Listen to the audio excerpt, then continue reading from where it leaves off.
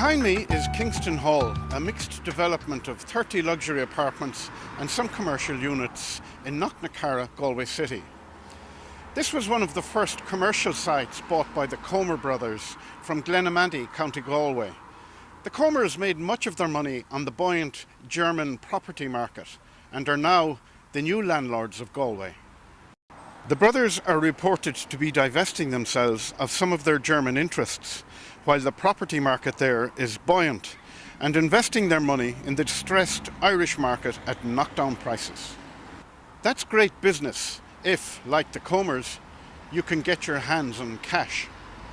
Since then, the Comers have moved on a number of high-profile commercial sites in Galway City, and seem to have been the catalyst for a revival in interest in commercial property in the West. They have moved in to buy the Odeon site in Eyre Square. This is a massive property which is reputed to have cost 100 million to put together at the height of the Celtic Tiger property boom. The price now to the Comers? €14 million. They have also bought the Corrib Great Southern Hotel beside Galway's GMIT for a reputed price of just €3.5 million.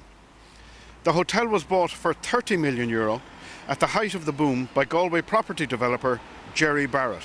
The Comers, in classic style, are selling high and buying cheap.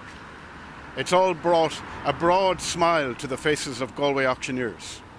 What we're seeing is a lot of overseas investors targeting Galway, and that's very encouraging for Galway. I think they realise the value that's on offer here. Galway's quite unique. We have a huge medical base, we have a huge industrial base, we have a huge educational base, and overseas investors have targeted this area now where they see incredible value. Just behind you, Bob, here we have the Odeon House and we have O'Connell's Pub, and if you remember in the boom, O'Connell's was sold for 14 million, the Odeon alone was sold for 12 million.